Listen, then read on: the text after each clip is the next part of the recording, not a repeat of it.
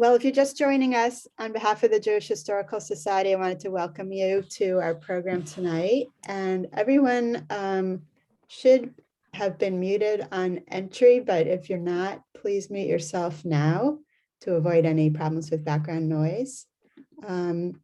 This program is being recorded, so it will be posted on our website within a few days, along with all our other previous Zoom programs.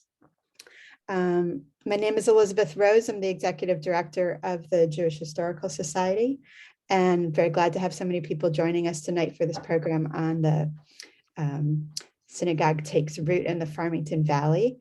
We've been doing a series of programs on different parts of the greater Hartford Jewish community, Manchester, Bloomfield, West Hartford, New Britain, etc. And so we're very excited to be focusing on the Farmington Valley this evening. We're going to have a sort of overview of the history with speakers sort of popping in at different moments, and we'd love to have you join the conversation by putting any memories or questions that you have into the chat. And we hope to have some time at the end where if you'd like to ask a question or make a comment, you can use the hand raise feature on Zoom, which is under the reactions button towards the bottom, should be towards the bottom right of your screen. So without further ado, I'm going to introduce Ellen Lesher, who is a board member of the Jewish Historical Society and a congregant of the Farmington Valley Jewish community, and she's going to be your MC tonight. Hi, I'm Ellen Lesher, and I've been on the board of the Jewish Historical Society of Greater Hartford for 4 years and a member of Farmington Valley Jewish Congregation, Emek Shalom, for 40 years. I'm about to tell you how some brave Jews ventured over the mountain.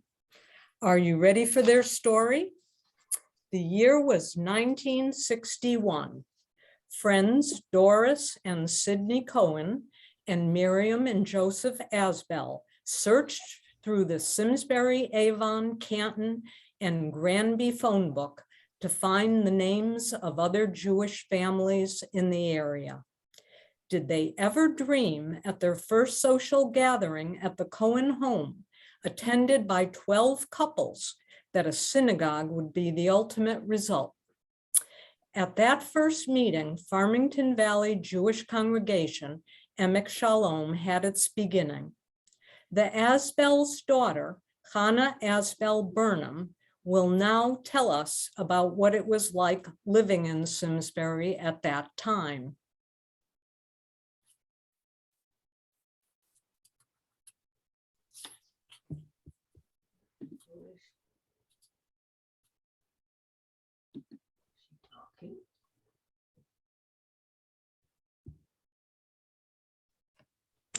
Oh, can you hear me now? Yes. Okay. Our address was Rural Route 2. We backed up to Mr. Payne's chicken farm, and we had a great time playing in the woods all day. I rode bus number 2 to school, which was driven by Mr. Curtis, who was the first selectman. And once I fell asleep on the bus, so he drove me home because he knew where I lived. The town was growing quickly into a bedroom community, and my friends' fathers were mostly insurance people or engineers commuting to Hartford. There were some people who worked for Ensign Bigford, still here in town, and some were farmers, including at least 2 Jewish families. My folks grew very close to Sid and Doris Cohen, the other set of founders of this community, and their son Bobby was like a brother. My brother Jim, Bobby, and I attended religious school in West Hartford because there was nothing available here in Simsbury. Now, we did encounter some anti-Semitism in school, but I only mentioned that because now being in Simsbury, Jewish in Simsbury, is so unbelievably normal. Okay. Alan? Okay, thank you, Hen. Social meetings continued at the Ensign Bickford Toy Building and at the Cohen Home on a monthly basis. With the rapid growth of the economy, more and more Jews moved into the valley and were quickly tracked down by the group, then known as the Farmington Valley Jewish League. Soon bylaws were drawn up and committees were formed. Ben Stackertoff of Simsbury was president pro term until the election of Sidney Cohn as the first full-term president. In 1962, the synagogue name was changed to the Farmington Valley Jewish Community. Its purpose was threefold: to further the religious, cultural, and social interest of the members. 1963 was the year for big happenings. Sunday school opened and High Holy Day services were held. The area churches and clergy, in the spirit of brotherhood, were very welcoming, and the Greater Hartford area synagogues and rabbis were instrumental in lending their prayer books and knowledge.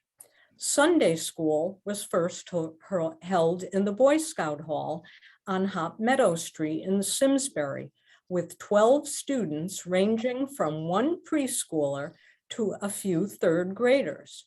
Jerry Mayer and Bob Friedman were the first principals prior to the appointment of Thelma Schenkman as full-time principal. Others helped with teaching, planning, shopping, cutting, pasting, telephoning, and supporting them. A few years later, the program moved from Boy Scout Hall to Central School, which was shared on Sundays with the Lutheran Church.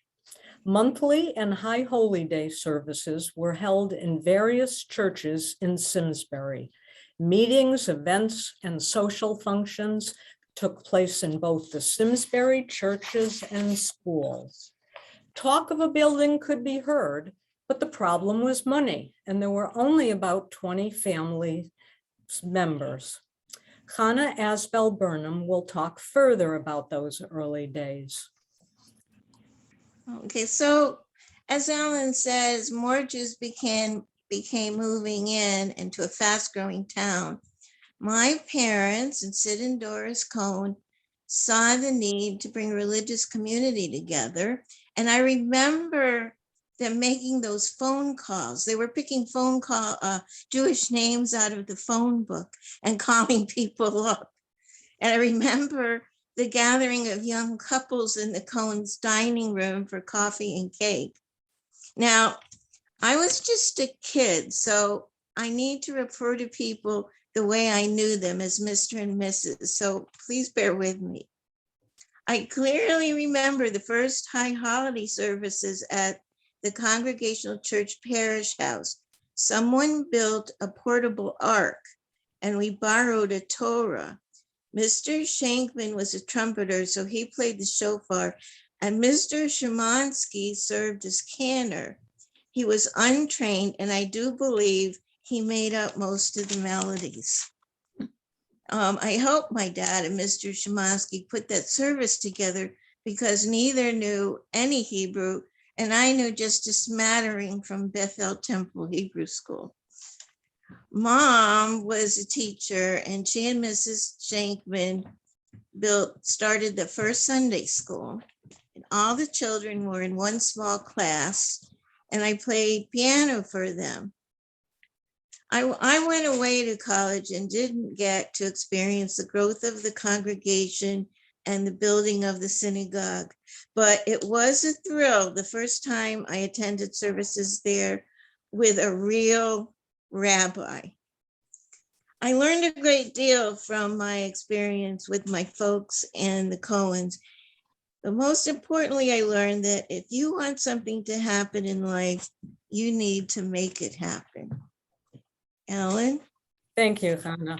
In 1966, the synagogue name was again changed, this time to Farmington Valley Jewish Congregation.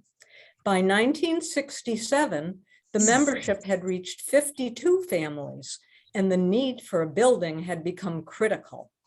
With what was considered a sufficient number of families, building plans were started and fundraising began. The congregation celebrated its first bar mitzvah on Saturday, December 16th, 1967, for Craig Banks, who received some of his training through our religious school. His parents, Morris and Shirley Banks, were amongst the early founders, and Shirley later taught in the nursery school. We're now going to hear a few words from the bar mitzvah himself. Hi. Our family, my father's family, came to Simsbury in the early 1900s. They were farmers on Bushy Hill Road, just down the road from where the synagogue is now. Basically, when I was growing up in school, the Jewish holidays were not always recognized by the school system. We would get phone calls sometime in the house asking, are the kids okay? Because we didn't go into school during the holidays. Early, we were given lessons by Edith Epstein. It was Marshall, her son, and myself, from what I remember, getting the lessons there and with some basic Hebrew. I would take the bus home from building school over to Rosedale Farm. Her daughter, Sandy Burke, is a congregant of the synagogue. To get my education, basically, we went into Hartford at the Beth Shalom Synagogue, my younger brother and myself. I would say that was around 1964 when that happened. The rabbi is Rabbi Lazowski. We went to Hartford Tuesdays and Thursdays from about 4 o'clock to 5:30. Sometimes we could not get a ride in with my father to get out of work at the time. So he was a part-time job as a taxi driver for Maynards that were in the Weetog area. And so the cab would take us into Hartford on Cornwall Street. That picture of the synagogue you see there. The Hebrew school itself was over in a school right nearby called Rawson School. And later we even went to Annie Fisher School for a while. My bar mitzvah itself was in December 16, 1967. And it was basically a family affair and close friends. And it was back in the days when just everybody would go back to the house. And we would celebrate there with whatever foods we had there and some presents and family. So that was up to my bar mitzvah itself, Ellen. Thank you, Craig. 1968 was the year that the group voted to affiliate with the Union of Reform Judaism. It was also the year when Sisterhood was formed. Mrs. Ellie Krasow and Mrs. Joan Coe, the prime organizers, became president and vice president, respectively. Sisterhood's primary purpose was to raise funds for the erection of a building. Two impressive fundraising events which the Sisterhood held at the Ethel Walker School were an evening with the Hartford Ballet Company and an evening of arts, which consisted of a duo piano concert and an invitational art show judged by the director of the Wadsworth Athenaeum. Beverly Jackowitz, Sisterhood's fourth president, will fill us in on a few more of the social and fundraising events that Sisterhood sponsored during its earliest years. Thank you, Ellen. I was the fourth president of Sisterhood from 1973 to 1975. The vision at that time, other than holding regular meetings, was to have a variety of fundraising events to support the building fund. We had rummage sales held in vacant stores in Simsbury. I recall one of them being at where it is Benny's now, Benny's Restaurant, and Avon, where Goodwill is now. We raised thousands of dollars, making the hard work definitely worthwhile and lots of fun. We created a cookbook titled The Happy Cooker, with members submitting favorite family recipes to a committee for review. They were tested to make sure nothing was omitted and typed before binding. They were put in a spiral-bound cookbook. The books were sold in businesses in the Valley and West Hartford and were a big hit. In addition, we held bake sales and had fashion shows. In one of those shows, Members modeled their handmade outfits. The 60s was a time when some people actually made their own clothes. Member Judy Lubinsky was a very talented writer-director who wrote terrific skits that members acted in, making them a load of fun and a great success. 50 plus years later, and sisterhood continues to thrive. Ellen? Thank you, Bev. Excitement grew when it was learned that Ensign Bickford Company would donate a 4-acre parcel of land at the site of FVJC's current location. With land in hand, Gallagher and Schoenhart was hired to design our new synagogue, and the contractor, A.J. Cohen Construction, was hired to build it. That year, a 4th-year rabbinical student, Dennis Math, was hired on a part-time basis. Groundbreaking for the synagogue was held in June of 1970. Membership had increased to 71 families. May 1971 marked a new era for the Jews in the Farmington Valley when they at last had a home and the $200,000 synagogue was dedicated. Even President Nixon acknowledged this special occasion by sending a Western Union telegram. Our congregation received further recognition when it was featured on the cover of Connecticut Architect magazine's July-August 1973 issue. As Fiddler on the Roof was popular at that time, the title of the article inside was Tradition. The article explained that the building demonstrates a union of form, function, and tradition while respecting the theological and historical basis for synagogue architecture and relating to the Jewish community of the Farmington Valley. The geometric form makes a statement, but also relates to the traditional forms which Old Polish and Russian wood synagogues used. While the hexagonal floor plan relates to the form of the Star of David, it was chosen since it suited the plan for a central bima and was useful in meeting the need for an expansive worship space. It was designed to be comfortable for a typical Sabbath service of 25 persons, while expanding through use of the perimeter space for instruction and social functions, and use of movable screens and folding partitions for larger Holy Day services. Harvey Goodfriend, temple president at that time, will elaborate further on his early memories of the synagogue. Evening. My bride, Leonie, or Lee,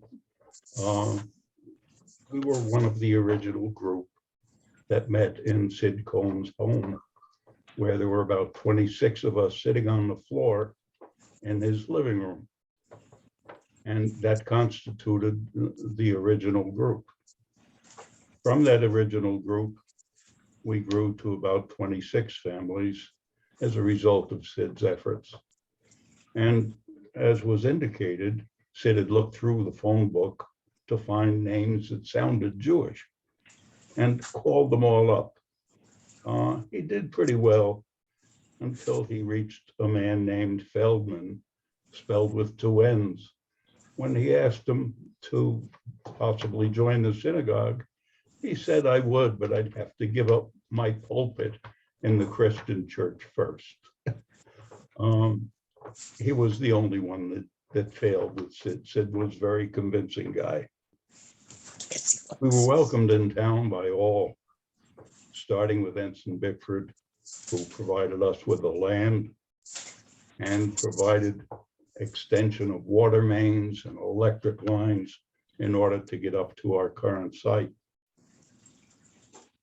We needed a building at the time that we had reached about 55 families. And I was tasked with going out to see how much money I could get or we could have donated in order to build the synagogue. Well, I started with 55.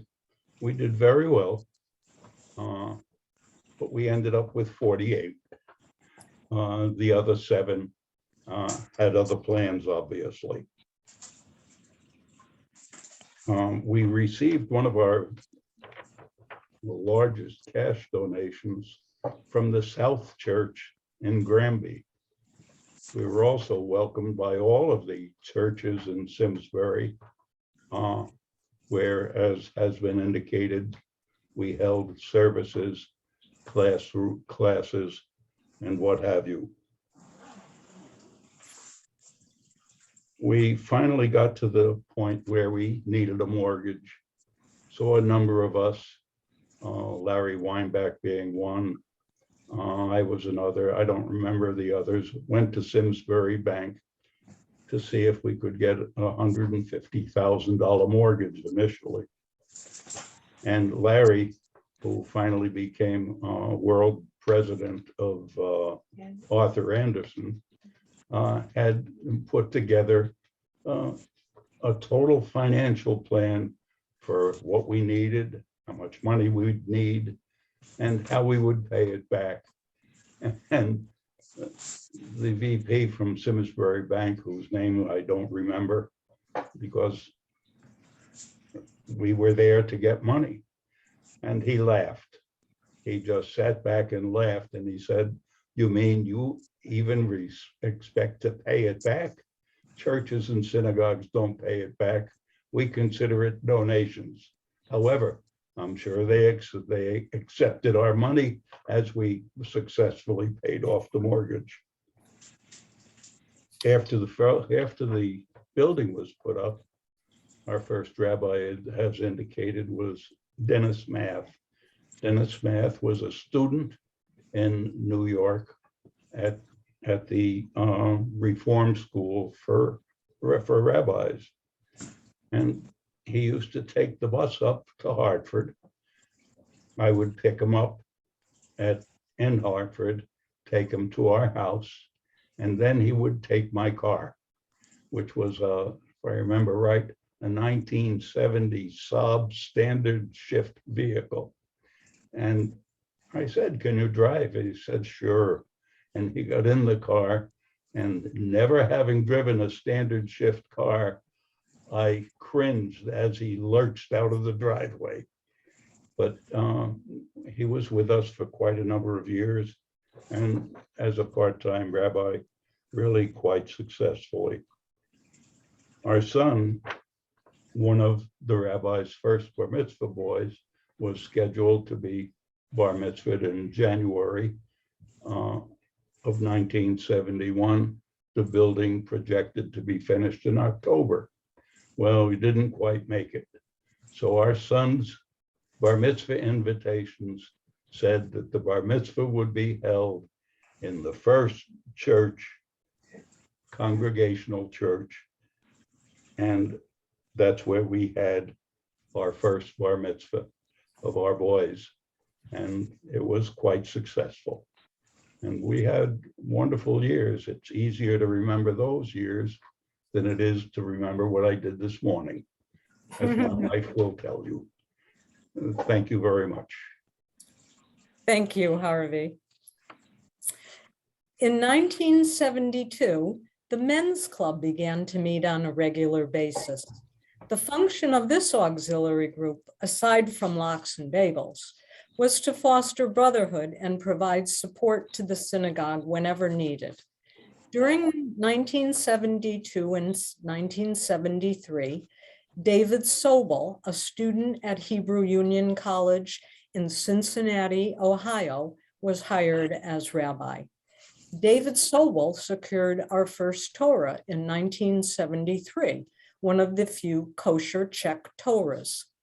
The entire congregation was saddened when in 1974, at the age of 27 and serving as a chaplain in the US Air Force in Thailand, Rabbi Sobel died as a result of an automobile accident. In 1974, Rabbi Nathan Hirschfeld, father of congregant Joel Hirschfeld, was hired as the first part-time rabbi.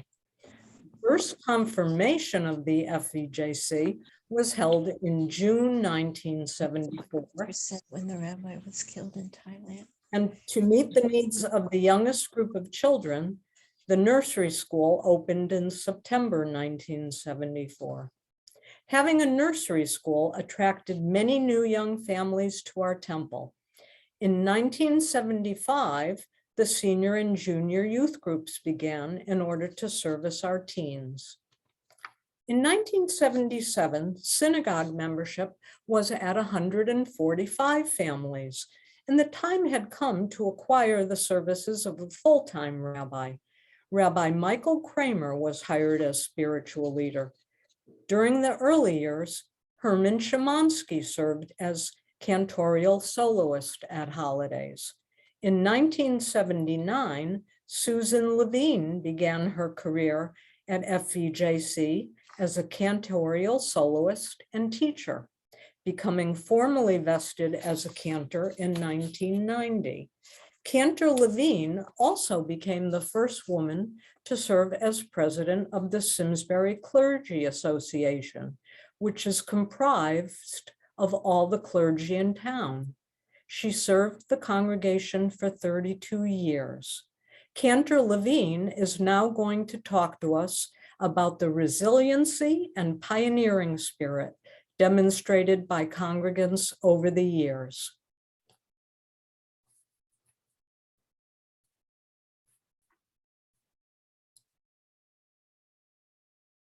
Oh, we need to unmute Susan.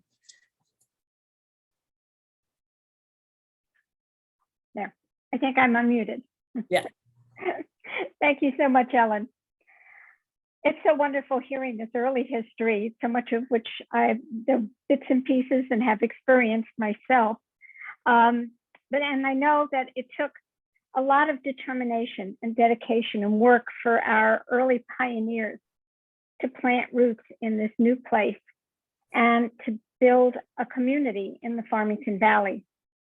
This was the atmosphere that I entered into when I began my time on the Bema in 1979, and it had a great influence on me throughout my time at FBJC. A few years after I came, we celebrated our 25th anniversary in 1986, and volunteers wrote, directed, and produced a very tongue-in-cheek parody of Jews coming to the Valley. Our identity as pioneers was firmly in place and really continuing to grow.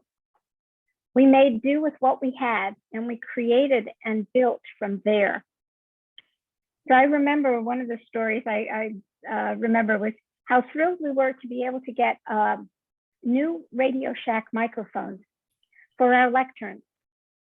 The sound wasn't great, but they were better than what we had, except for the times when the microphones picked up interference from a nearby police scanner. It happened erratically, but the way things usually happen, they mostly happened on a Saturday morning, suddenly, and during a bar or bat mitzvah service. Sounds of a police report could be heard coming through the mics. A little humor, patience, and calm at this minor interruption was all we needed for the service to continue. Pioneers need tenacity, perseverance, and a spirit of resilience, that ability to cope with whatever we are presented with. And there have been plenty of those instances throughout our history. But I remember one many years later that is very special to me. It was Erev Rosh Hashanah. And when I arrived at the synagogue, I discovered that there had been a power outage. Some of the roads were closed. And what were we going to do? Rabbi Herman and I, along with those who were at the synagogue at the time, decided that, of course, we would hold the service, but it wouldn't be in our beloved sanctuary, but it would be right in our lobby. Now, by this time, we had had two two sections of the building built on. So we set up a small table outside of the multi-purpose room for lighting the candles, and a few chairs were able to be set up. Flashlights were the only light that we had, and there was barely enough time to be able to discuss how to abbreviate the service to adapt to our circumstances. We were also, the congregation was not going to have any prayer books, machzorim, to work, to have in their hands. We didn't know how many people would be able to get through and come, but they did. Congregants filled the stairwell and the lobby. Some took the seats that had been set up. And we began this particular new year with the most beautiful voices rising in prayer. I still remember that feeling of community and togetherness, the meaning and purpose of our ushering in the new year. It was palpable. The tradition of our pioneer spirit and resilience that are the roots of the Farmington Valley Jewish Congregation, MX Shalom, has now been passed on to a new generation. It lives on in the spirituality and creativity of the Zoom services and high holiday worship at the Simsbury Ice Rink. The determination and resilience to survive and thrive during this pandemic is just as strong as it was at that Erev Rosh Hashanah service in our lobby so many years ago. And I probably want to connect the two because I thought of that, again, that stream of resilience that is part of our history. And it has served us very well. And I hope that, it certainly will continue to serve us well in many years to come. So thank you very much for having me tonight. Thank you, Ellen. Thank you, Susan. In July of 1980, Rabbi Howard Herman was hired, and he remained with the congregation for 36 years. And we'll hear from him a little later. In May of 1981, another milestone was reached as we dedicated a new addition to the synagogue. Architect Sidney Sisk of West Hartford was selected, and A.J. Pepin was the contractor. Construction had begun 11 months earlier in July, and the building now added a new social hall, kitchen, classrooms, and a remodeled sanctuary. The school library had grown from a tea cart and custodian's closet to its own room. The library collection expanded from just borrowed and used books to over 2,000 new volumes. Bob Fishberg, vice president in charge of the expansion and soon to be president, will share some memories of this first building expansion. You need to unmute, Bob.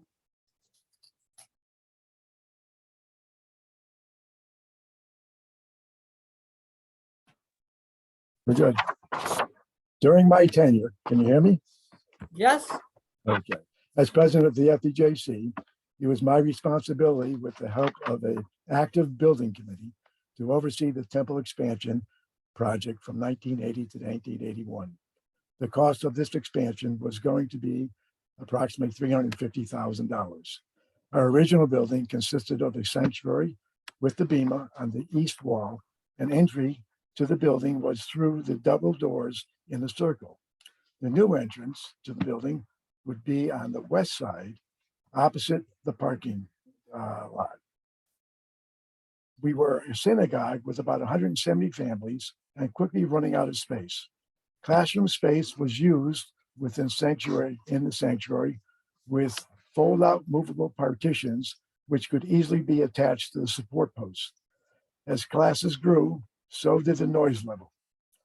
All of it became difficult for the students and the teachers in a proper learning environment.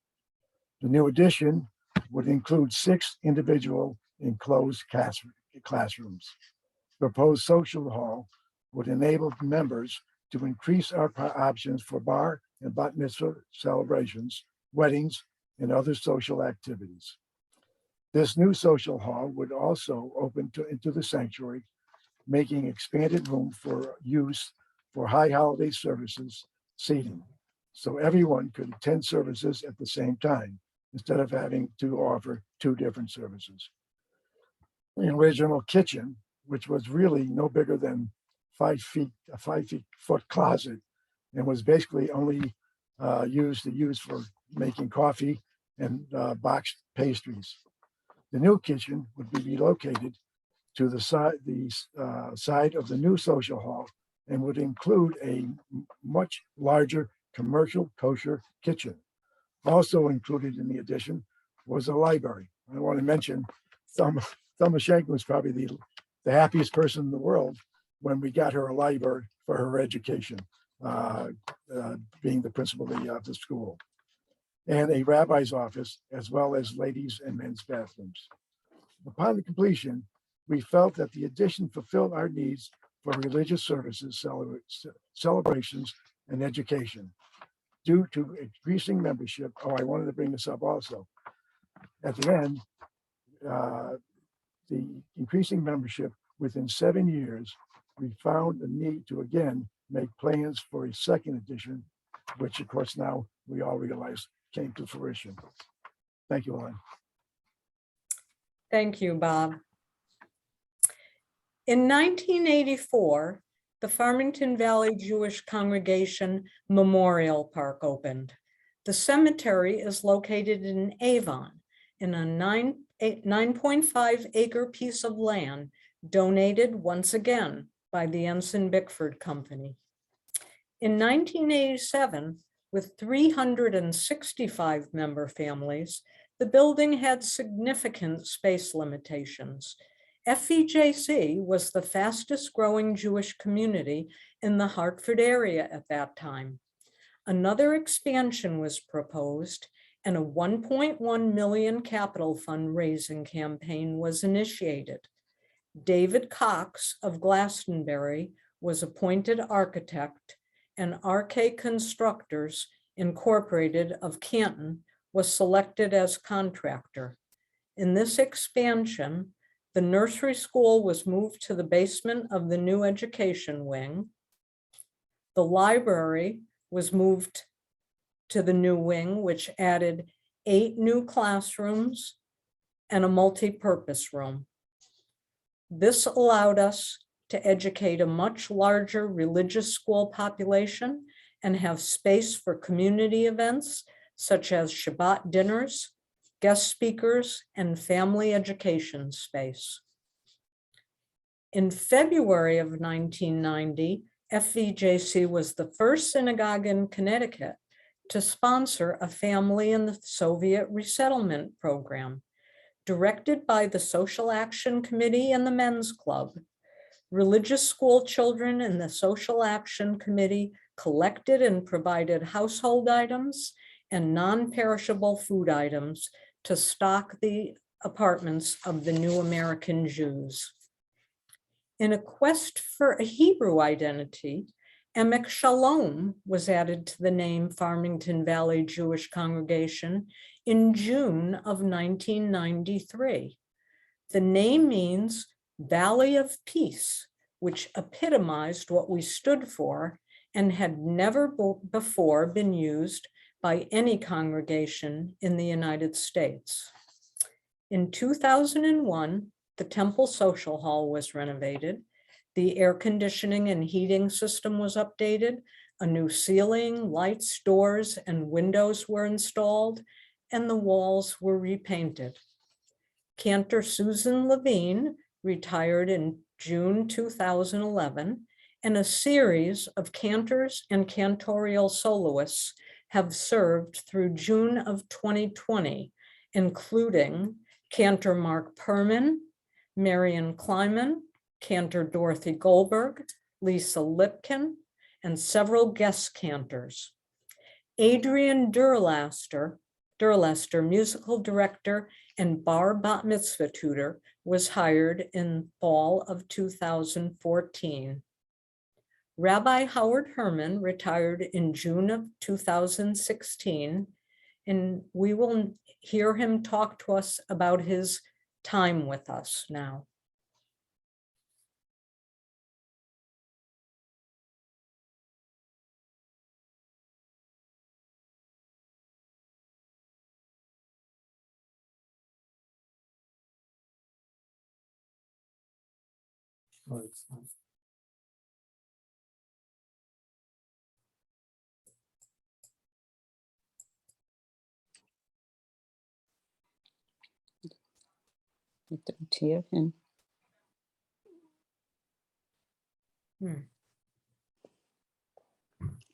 Hey, Elizabeth, when you I get was ready, only the second.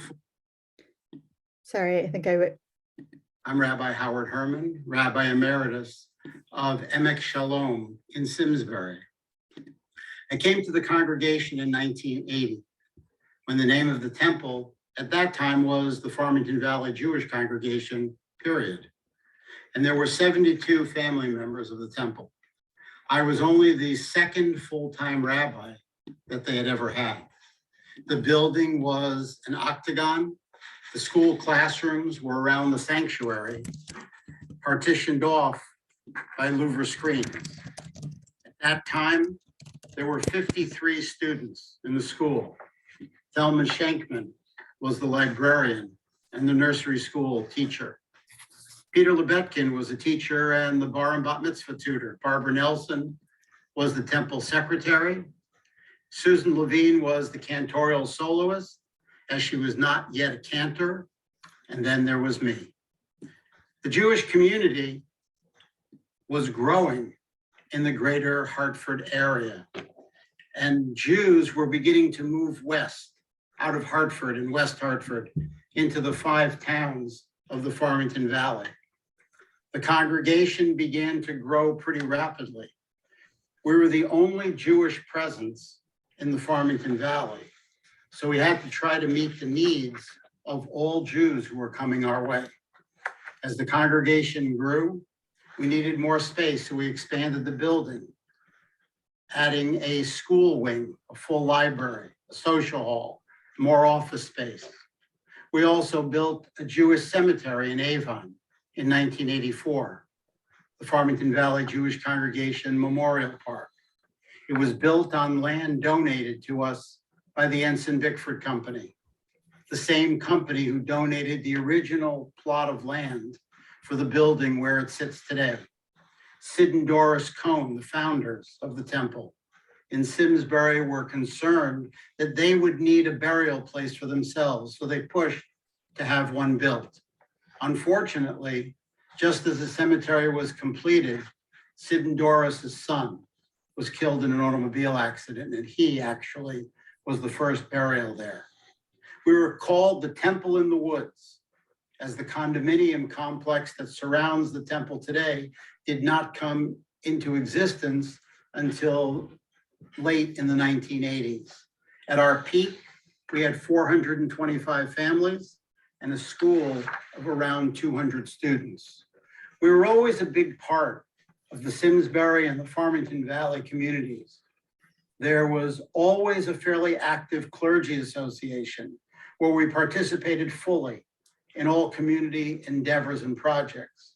We began programs to include the community, like the Holocaust Memorial Reading of Names for 24 hours on Yom HaShoah.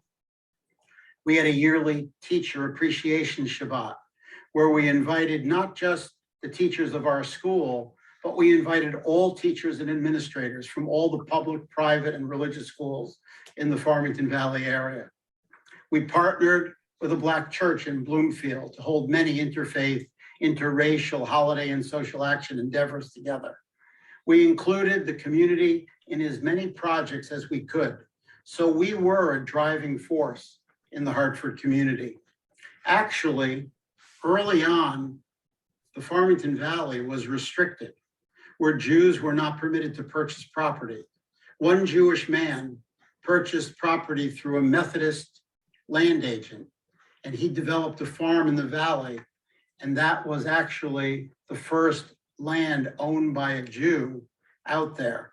And then Jews began moving there after that.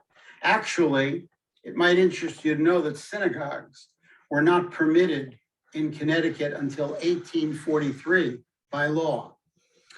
It is not something you might expect in Connecticut, yet Connecticut history bears this out. Judaism thrived in the Farmington Valley. I had wanted to have a Hebrew name for the congregation for years, And now the temple is called Emek Shalom.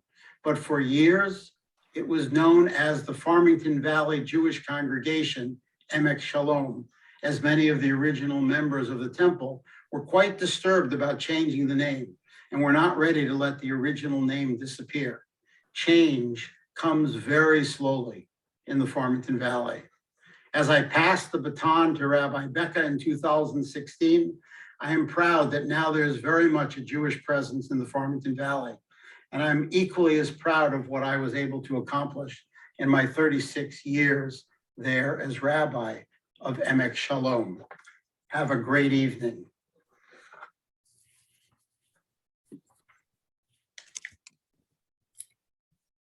In July of 2016, Rabbi Rebecca Goldman Mag was welcomed to our bima. A native of New Orleans, Rabbi Becca became the rabbi where her husband Saul became a bar mitzvah years ago by Rabbi Herman and Cantor Levine. Rabbi Becca will now tell us why she wanted to be a part of our congregation.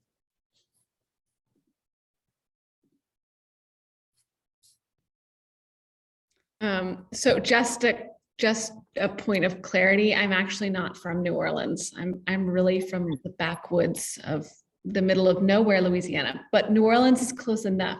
Thank you so much, Ellen. Look, y'all, our community is built upon so many values, the most important of which is Hachnasat Orchim, hospitality. When I walked into this synagogue, it was like a magnet, right? Because when people walk into the synagogue, they feel welcome, they feel included, they feel part of a diverse community. And I so desperately wanted to be a part of that. Our goal here is to create a space where our warmth is evident and where everyone can find something that feels relevant and meaningful to them. We try our hardest to blend Reform values with a sense of tradition. I love that Rabbi Herman always called this warm Reform.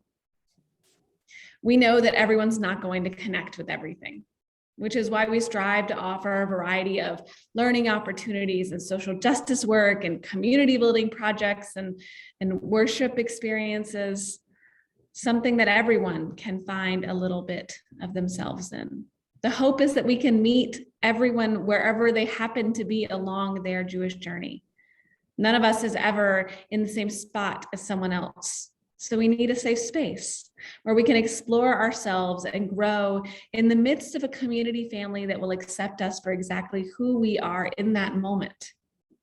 Radiant, ready to bloom, if we're going with the root theme, needing just the right amount of water and sunlight to help us grow. That is what FEJC Emek Shalom is, nourishment for every unique blossoming spirit.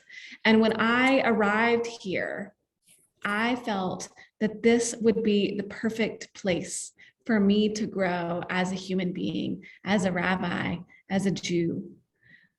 And I hope that we've continued to foster that spirit here in the Valley. That's always our goal. Thank you, Rabbi Becca. Sadly, Thelma Shankman passed away in 2017. A founding member, she had served as principal of the religious school for 33 years, director of the nursery school for 27 years, and volunteer librarian for 41 years. Others who helped lead our religious school after Thelma are Dr. Peter Lebetkin, Marlena DeRosa, Marion Kleiman, Alexis Ang, Melanie Vavrchak, Susan Johnson, Za Flores, and Liddy Doyle. Two who attended our religious school became rabbis, Glenn Ettman and David Levy. And former congregant Wendy Siegel, who celebrated her adult bat mitzvah with us, became a cantor. FEJC has 2 Czech Holocaust survivor Torahs that are on permanent loan from the Memorial Scrolls Trust.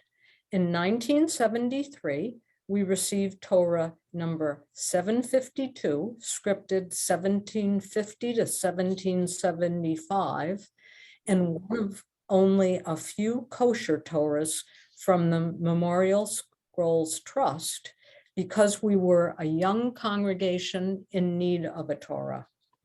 In the 1990s, we obtained a second Holocaust survivor Torah, number 1412, from the Memorial Scrolls Trust. This non-kosher Torah is in a display case in our sanctuary. During 2017 to 2018, the synagogue proclaimed it the year of the Torah, and Torah number 752 was restored. A year of fundraising and education, congregants participated in programs with Sofer Rabbi Kevin Hale. In the summer of 2019, a renovation of the Bima and Ark in the sanctuary was completed. The renovation was designed to make the Bima handicapped accessible, with the lectern in the center of the sanctuary. The glass arc doors were designed by artist Jeanette Couvin-Oren to be spiritual and inspiring. The lighting and sound systems were upgraded. The architect for the project was Northeast Collaborative Architects, and Sarazin General Contractors was selected as contractor. FEJC has provided a wide range of programs and activities for congregants of all ages over the years. These include youth group, chavarot, youth and adult choirs, adult bar and bat mitzvah, adult education, social and fundraising events, and sisterhood and men's club. Currently, there is a sisterhood book club and a couples book club. Sisterhood sponsors weekly Monday afternoon Mahjong, which is all the rage. There is Rabbi's Hour, a discussion group for adults on Monday mornings, Women's Circle on Sundays, and Mini Minion on Saturday mornings for families with children birth to 5. FEJC also participates in Simsbury Celebrates, which is an annual townwide event held the Saturday after Thanksgiving. FEJC holds a children's Hanukkah event at the Simsbury Public Library, and the Men's Club operates a food booth and provides Hanukkah decorations for decorating some of the Simsbury fire trucks in the fire truck parade. This has served to increase awareness of the Jewish population in the Valley and our traditions. Tikkun Olam, or repairing the world, is a hallmark of Reform Judaism. FEJC reaches out to both the synagogue community and the larger community. The caring community assists those with special needs, such as providing rides or meals. The Social Action Committee sponsors activities such as food and clothing drives. Barbara Fichtenholz is going to describe a few noteworthy Tikkun Olam events that FEJC has sponsored. Thank you so much, Ellen.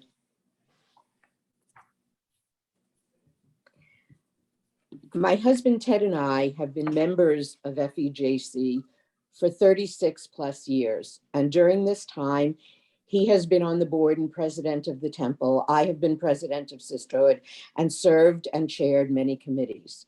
I believe that everything we do in the temple touches on Tikkun Olam, whether it's the synagogue, Simsbury, the greater Hartford community, or the world. As with most synagogues, we have baskets for bar and bat mitzvah projects, and on a consistent basis for JFS, the Anya Rosenberg Kosher Food Pantry and Gifts of Love. We also have special drives for My Sister's Place, South Park Inn, ABC House. We work at Food Share, and we were the first synagogue to bag personal care products for the Dignity Grows project. But some of the things that I remember the most in the synagogue cover an assortment of activities. Way back when, Sisterhood would cook the last luncheon of the year for the Simsbury Clergy Association. I remember one year we made a very fancy salmon mousse, the kind you made in that fish-shaped mold. And when we went to unmold it, it didn't quite work so we could slice it. So we put it out as a very thick spread with lots of bread and the salad we had made, and there was lots of great desserts we had baked. And after the lunch, one of the ministers approached us and said they all liked coming to FEJC at the end of the year the best because we had the best lunch of the community. I think that's kind of tikkun olam. In 2008, Cantor Sue was getting remarried. And she and Stan were older adults with no children at home, and they really didn't need anything. But everyone in the congregation wanted to throw her a shower.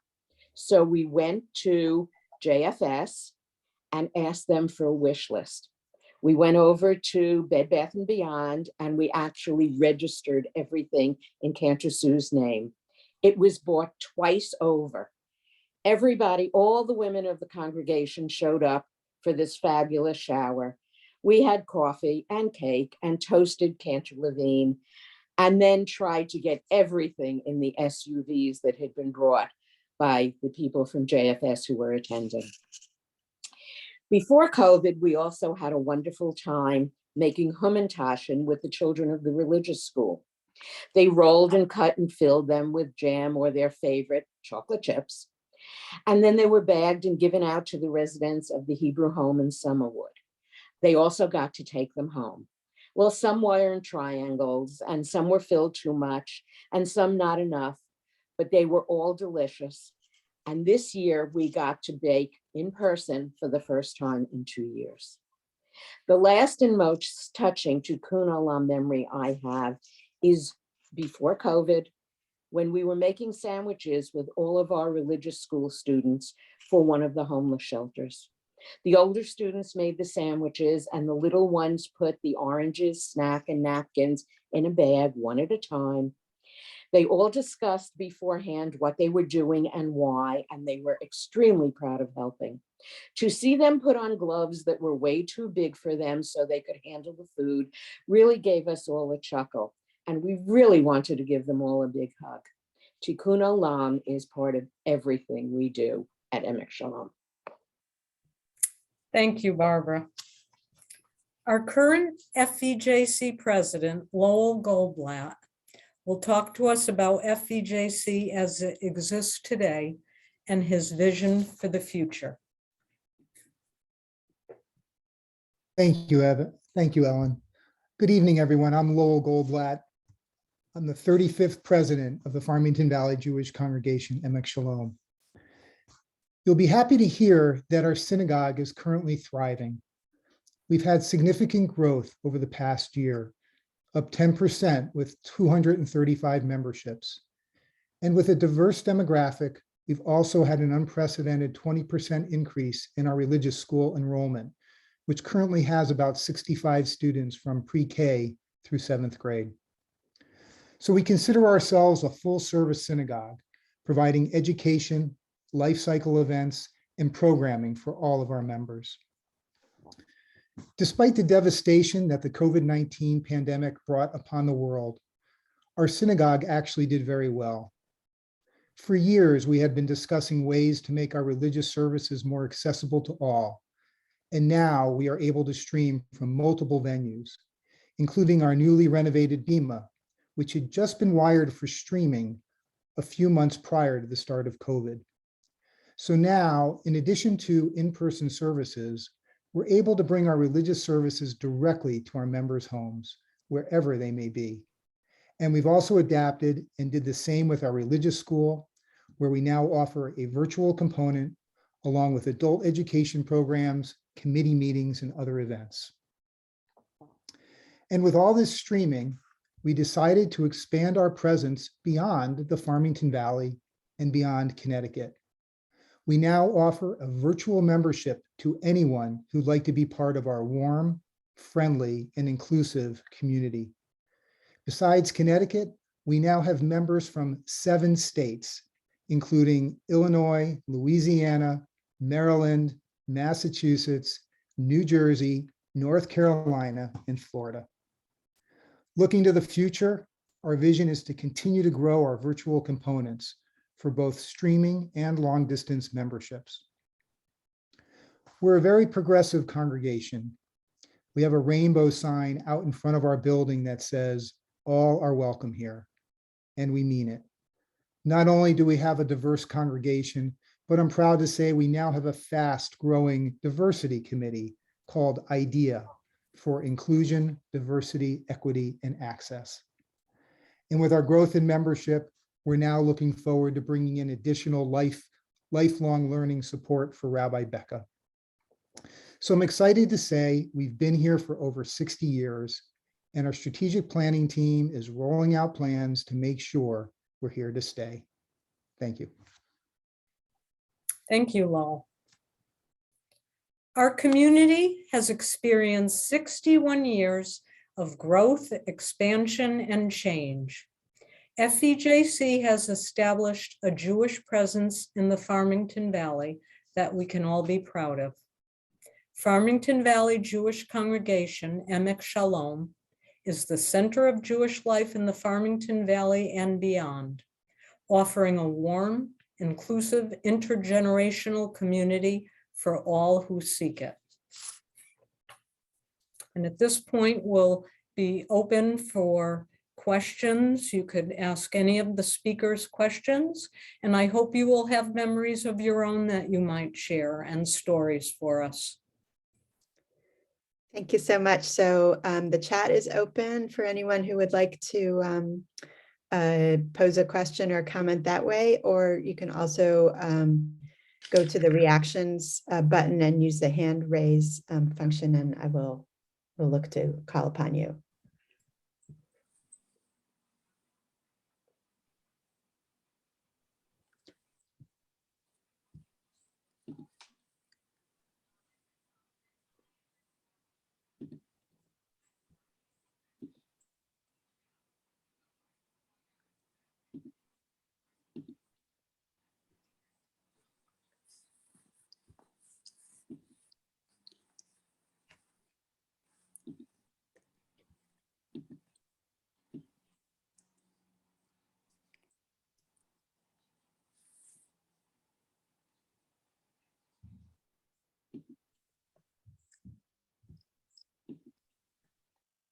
Anyone want to share any of their own experience or memories of Jewish life in the Farmington Valley over the years, or any comments about the synagogue's evolution over the years? This would be a good time for that.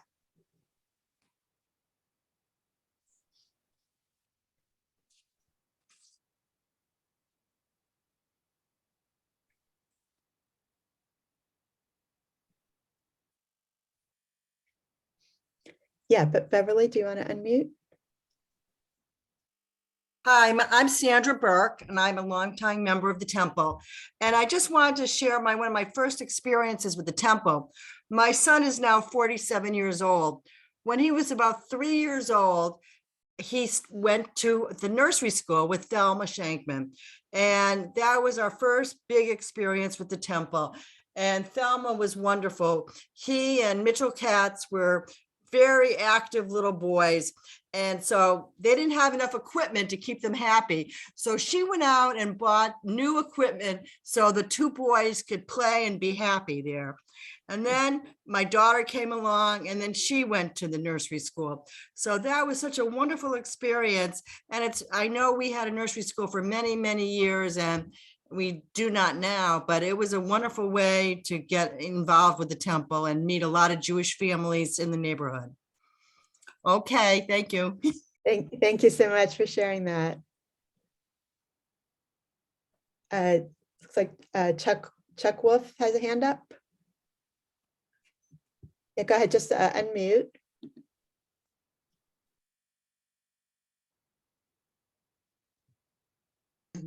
Okay, hi, it's Barbara Wolf. We moved in 1984 with our 3 small children, an infant, a toddler, and one school age. one of the things I remember as being quite wonderful was many, many Friday nights, at least 2 a month, we used to have a dinner after services, I think, that was sponsored by a class. So, you know, the 4th grade class was doing the dinner. All the 4th grade parents would come.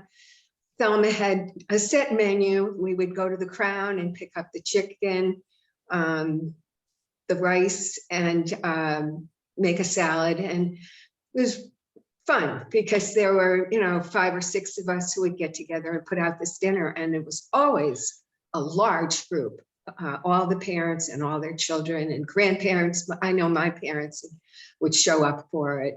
It was really part of that wonderful community that Thelma created for us. My 2 younger children grew up in the nursery school. All 3 of my kids went through the Hebrew school. All were bat mitzvahed in the synagogue and all were married in the synagogue. We're very proud of Emek Shalom. Thank you.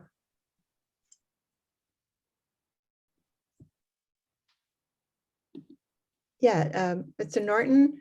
Yeah, I just thought I'd mention how we got some crazy publicity. Those of us who lived here about, was it 10 years ago now, we had the great ice storm around Halloween, where the town kind of came to a standstill. All the trees in town fell over. And we had no electricity, really hard to get around. And what had happened was that the restaurants had no electricity and their freezers were not working. So they very casually donated all their food to the high school, where they set up a kitchen to serve everybody if you wanted to come in. And it just so happened that there was one couple who was supposed to be married that weekend and they couldn't have their ceremony because of that. So Sue Levine happened to be at the high school, and they were going to have a little small wedding ceremony, but they said, gee, we got 150 people here.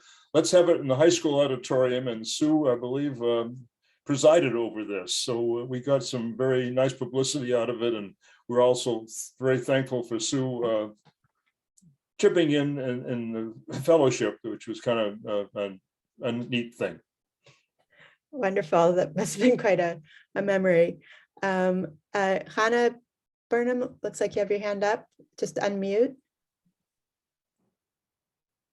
Can you unmute? I just want to say in those very early days, that original group, I was 15 and teenager, and all of those adults, and Mrs. Shakeman in particular, always treated me like I was a grown-up. And I really loved that, you know, so I just wanted to mention that.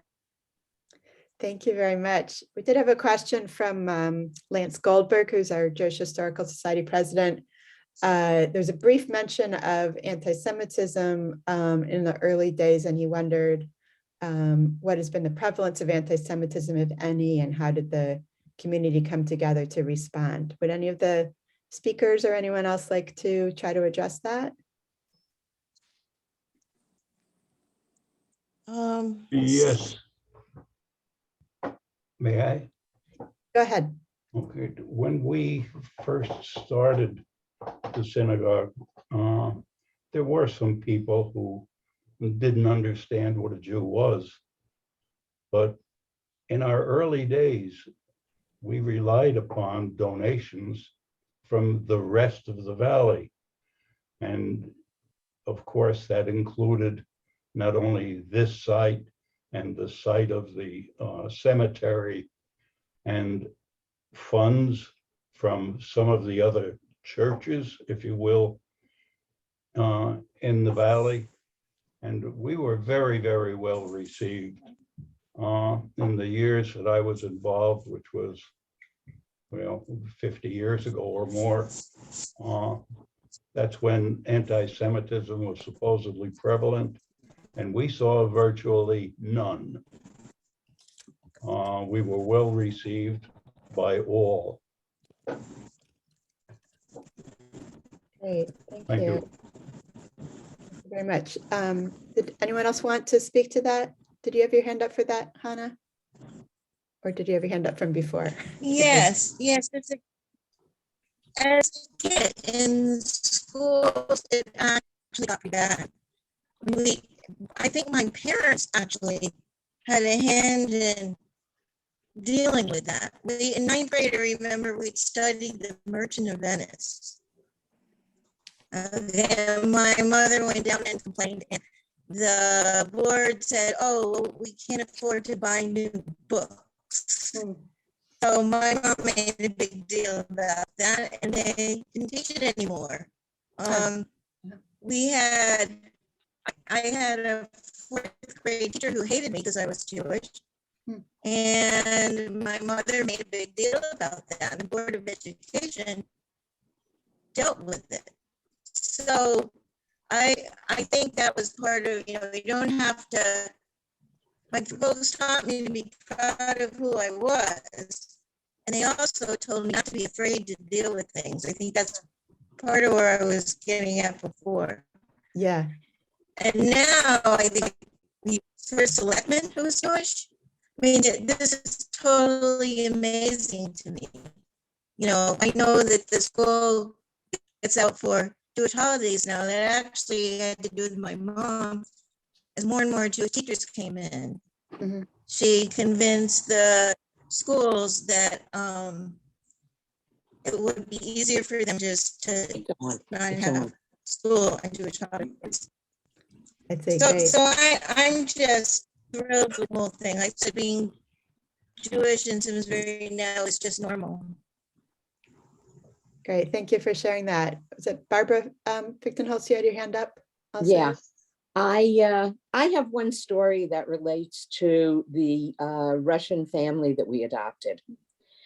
It was, maybe 2 days before Passover. And the family that was supposed to have them for Seder, I don't remember exactly what the issue was, but they couldn't. And so they called me and said, would you mind? And we were having a rather large Seder, and I had no more room in my dining room, but I said yes. We hadn't lived here that long, and I hadn't put furniture in my living room.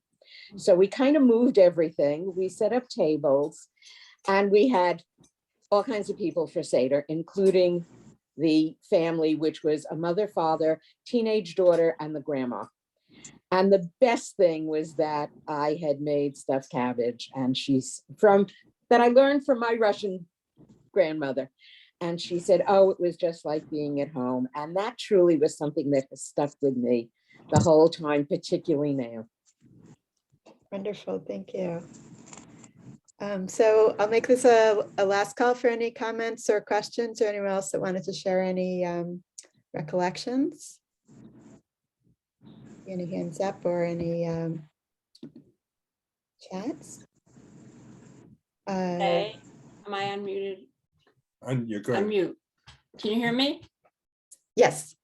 As far as being integrated into the community, I think that we have done a lot as being this presence in the valley where so many people have never seen Jews. And they had a wonderful program with a religious school where our kids go to different church services in town, and then they come to the synagogue for services. And it does a lot to increase the understanding about religion, because so many people have no idea, why we're different from Christians and what kind of a service we have. And then the other thing is the Thanksgiving service that's been held annually for the last few years. Ecumenical Thanksgiving service, and that is really so lovely because it's held at different houses of worship. And and it makes it's a special way to celebrate diversity and the holiday and what we're thankful for. Great, thank you. I see one more hand up here. The Wolf. Thanks. This is Chuck. Thank you. I just wanted to say that I noticed that there are members in the chat room or people who are not members of the Farmington Valley.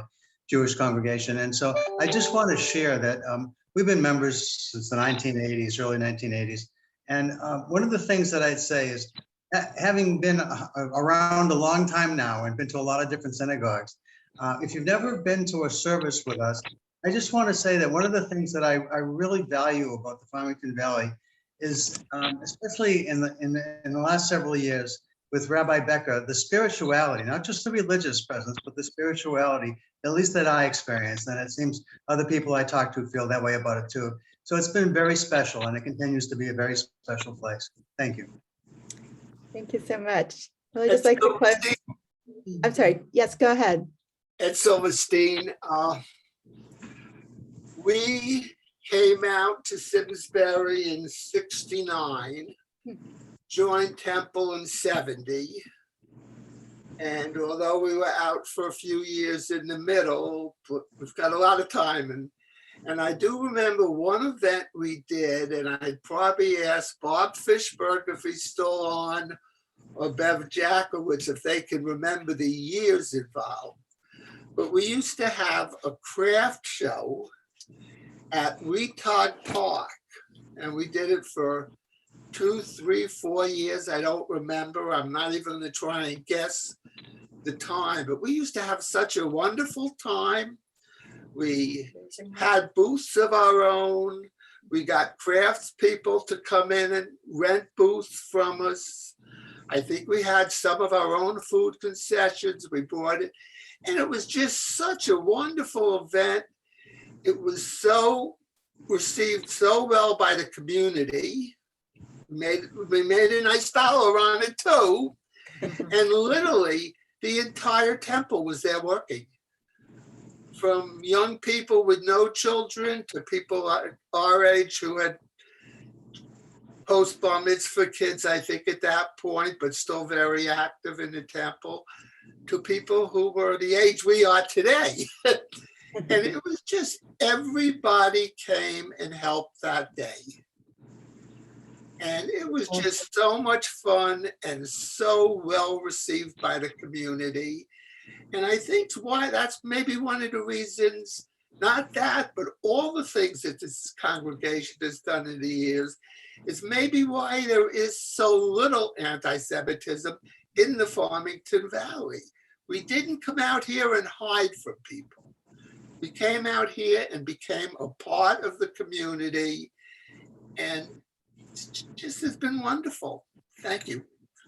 Thank you. I see Beverly has a hand up, and maybe Bob Fishberg also. Yeah, go ahead, Beverly. I don't know if you all remember, some of the older members, we used to have a bingo on Sunday nights at the synagogue. And the men, I remember my husband calling out the numbers, and they came from all over to this bingo. Some of them had as many as 10 cards, and they looked forward to it. It was, again, talk about integrating the community. They came from Massachusetts, and every Sunday, the same people came every single week. It was a lot of. Now, comment to Beverly. Do you remember, Beverly? We all had to be fingerprinted by the police before we could come there and work. Yes. We had a lot of fun working. We also had potluck dinners. Yes. I want to say that Yeah, go ahead, about Mr. Fishberg. Yeah. Eddie's question about the craft show. It was in the early 80s, and we did it for about 3 or 4 years. And Ronnie Jackowitz was our big cook. We had a big hot dog stand and so on and so forth. And we raised a lot of money from that. It was a good deal. Great, thank you. Well, let me take the chance to thank Ellen and all the speakers tonight for organizing this program. She really put a lot of work into it, and we really appreciate everyone who was part of it, and all of you for being here and sharing your recollections too. Thank y'all so much. It was wonderful. Absolutely fabulous. Thank you. Great. Thank you. Thank you. Thank you, Ellen. Thank you, Elizabeth. You did a Yes, great job. we've gone a Thank long you, way. everyone. It was absolutely a wonderful memory. Yes, It a sure great, was. Great memories.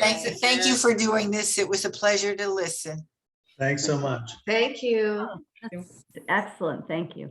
We've gone a long way since 1960. Yeah. Sure, yeah. Thank you. Thank you for allowing us. Susan Schenk. Thanks for helping us record the history. That's what we're here for.